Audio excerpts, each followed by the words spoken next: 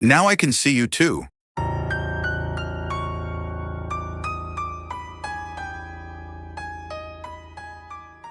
My killer's face. As soon as I typed the words into the prompt, I knew I shouldn't have. After all, there's already something eerie about art-generating AIs. Those intricately detailed landscapes that always seem to have something desolate and apocalyptic about them. Those uncanny images that feel like photos of real people, but aren't. The disturbing little details that make you wonder, is this what a computer thinks of us? The clock on my screen read 12:01 a.m. The image my words had generated was still processing, but I'd already noticed something strange about it. Normally, the prompt provided 4 images, each one slightly different from the others, but all 4 faces on my screen were the same. Not only that, but as the images became clearer, I saw none of the telltale giveaways of AI art. There were no twisted fingers, no mismatched eyes or odd pools of light. Just the photorealistic face of the same man, repeated 4 times. He looked to be in his 30s with brown undercut hair that stuck to his pasty white forehead. His mouth was twisted into a sneer, like he was about to laugh at a nasty joke. In every image, he wore the same stained white t-shirt and bomber jacket, leaned on the same formica table in the same dirty kitchen, and held the same perfectly rendered can of light beer. His beady hazel eyes seemed to be looking right at me. I felt a sudden impulse to delete the image, block the AI, and throw my laptop out the window. It was almost 12:30. How long had I been staring at that ominous, eerily realistic face? I ran another image as a test. My future lover. The shadowy, disproportionate figures and generic faces the prompt returned were about what I'd expected, but nothing like the 4 identical images above. No other combination of words gave a similar result. It was a fluke, I told myself, an error in the AI software. It had to be, because if not... I walked alone down the concrete ramp of the parking garage. My footsteps echoed in the darkness. I'd gone down 2 levels already and I still couldn't find where I'd parked. I saw the glow of an emergency exit and suddenly wanted to take it. There was something about the endless rows of silent cars that I didn't like at all. Something ominous and predatory about their sleek metal shapes. I turned around a concrete column and he was there. The bomber jacket, the greasy brown hair, that cruel smirk. I didn't even have time to gasp before the hunting knife flashed in his hand, plunging into my chest again and again. I jolted awake in a puddle of sweat.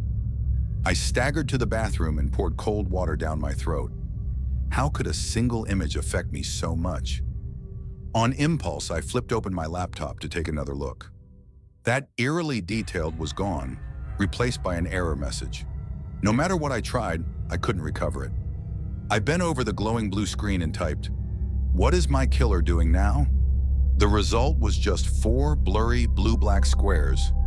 At first I was disappointed, but when I leaned in closer, a shape began to take form in the gloomy darkness. A mattress on a trailer floor, a sleeping figure spread out on top of it, a figure that I recognized. This image lasted longer than the first, but soon it too blurred and was replaced by an error message. When I contacted the Art AI's customer support team, they were as confused as I was. They had no record of the prompts or images I described ever being created. I waited impatiently for the morning to try again. "My killer is seen from above," I typed. All 4 images were of a brown-haired man frying eggs in a tiny kitchen. He was looking upward in irritation looking at me. I slammed the screen of my laptop shut. I was late for work. Throughout the day, I kept wondering about the brown-haired man, my killer. The thought sent a shiver up my spine. Whenever I could, I slipped away to send new prompts to the Art AI. My killer's home as seen from the street, my killer's driver's license, my killer's current location. But each time I returned more disappointed than the last. I only received distorted, generic images. The man with the brown hair was gone. There was a trick, a pattern I needed to follow, but it took me hours and hundreds of images to figure it out. I couldn't find the brown-haired man unless I asked the Art AI for him specifically. Searching for information about him got me nowhere. Still, I managed to learn a few details about Ronnie over the course of the day. Or at least Ronnie was the name on his mechanic jumpsuit when I asked for full-body image of my killer now. The prompt, "my killer as seen from a distance," also gave me some insight into his car and house.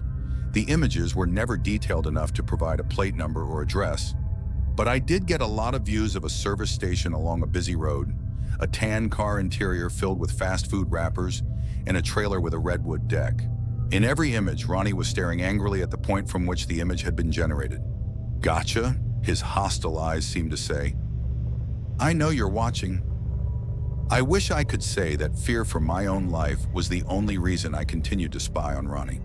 The truth was that being able to peer into Ronnie's life at any time had given me a level of access to another person's inner world that I'd never experienced before. I wasn't exactly popular at work, and even back in high school, I was never the friend who people poured their hearts out to. But there were no secrets between Ronnie and I. I knew what Ronnie looked at on his phone as he sat on the toilet in the morning. I knew his girlfriend Katie's favorite sexual position and preferred brand of nail polish. I knew about their arguments over not being able to conceive a child, about how Ronnie would sit and stare at the refrigerator for several minutes after he called his aging parents, about how he cut corners at work in hopes of a raise. All of the nasty, shameful little details that people hide from one another were laid bare by our connection, and I couldn't find the strength to look away, even when my spying started to have consequences for Ronnie.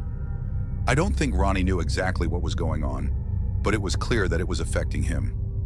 He started spending more and more time alone in the dark. He looked worn and haggard, as though my late-night observations had somehow jolted him out of sleep. He was starting to look like a killer. I wasn't exactly doing well myself. If I didn't check on Ronnie several times each hour, I'd break out in a cold sweat, sure that I'd missed the vital moment. As the image processed, I'd bite my lip, sure that when the blurry background cleared, I'd see Ronnie walking up my driveway or into my workplace with that glinting hunting knife in hand, ready to keep our appointment with fate. Before long, I was willing to try anything, as long as it meant I could get away from my guilt and fear for just a little while. That's how I wound up in the passenger seat of the battered car of a friend of a cousin of one of my workmates, doing a line of coke off of a broken mirror. Flashing red and blue lights appeared behind us after I'd handed her the $20 bill, but before she'd finished unzipping my jeans.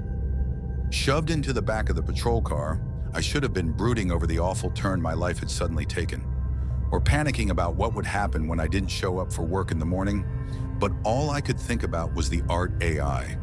Whatever Ronnie was up to, I was missing it. The whole experience of being processed passed like a dream, but as I was being led to my holding cell, the harsh laughter of two officers brought me back to reality. "You sure it's okay to leave that psycho in with the others?" the younger cop asked. "I mean, when we picked him up, he was screaming about invisible people watching him." "Look," his older colleague rested her hands on her belt. "If we gave all the crazies their own cell, there'd be no room for anybody else. And look," she grinned at me with a wolfish smile, "he's already got a roommate." I already knew who I'd see waiting for me when I rounded the corner of the cell block. Ronnie looked worse than ever. His skin was pasty, his face unshaven. He sat on the cold concrete floor, holding himself, his wild eyes darting around the corner of the ceiling, searching for his invisible observer. When Ronnie saw me, his jaw dropped. "You!" he snarled. I backed up involuntarily and felt the hard plastic of a nightstick pressing into my back. "Get in there!" The older cop grunted. When I grabbed the bars instinctively, she pressed harder. "Stop resisting!" "Wait!" I was practically whimpering. "Is there another cell I can go to? Can't I have a different cell? Officer, Stop! Resisting!" Pain exploded in my shoulder as the officer brought her nightstick down on my arm. My hand went limp on the bars and I felt myself shoved into the cell. Ronnie's shadow fell across me as he stood up. The cell door slammed shut behind me. "Wait!" I grabbed the bars, screaming as the older officer sauntered down the hallway, whistling cheerfully and ignoring my panicked cries on purpose. Ronnie's bony fingers grabbed my shoulders from behind and spun me around. Our faces were just inches apart. "Why are you following me?" Ronnie slammed me against the bars again and again. "Who are you? What do you want?" I, with Ronnie's forearm pressing my throat shut, I couldn't answer him. I couldn't even get enough air to breathe. Black spots flashed in front of my vision. "Jesus!" I heard a voice say from what felt like very far away. "He's killing him!" Suddenly, hands were pulling us apart, dragging me backwards across the cold, slick floor.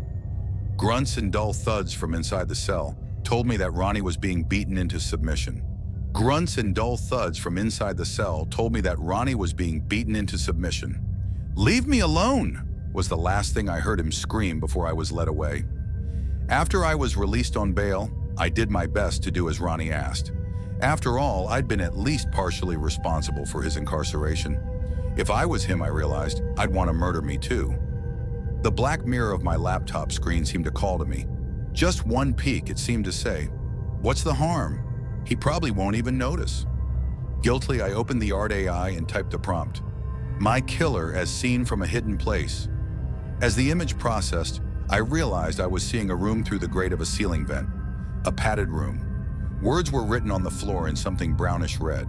Although whether blood or feces, I couldn't tell. "Now I can see you too."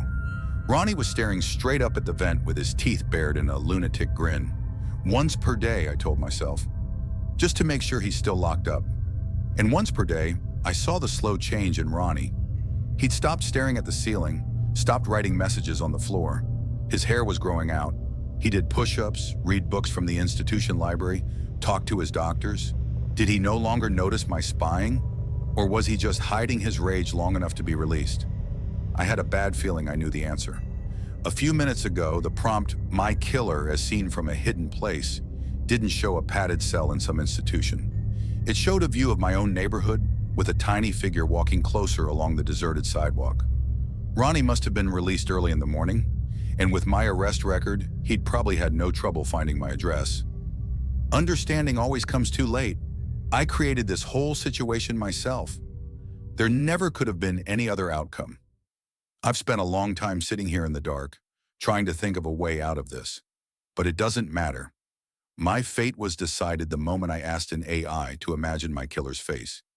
Even if I tried to leave the house, get a weapon, or call for help, I know that I would end in the same place, beneath the point of Ronnie's knife. I've locked the doors and windows, but it won't help. I can already see my patio door in the image processing on the screen. He's here.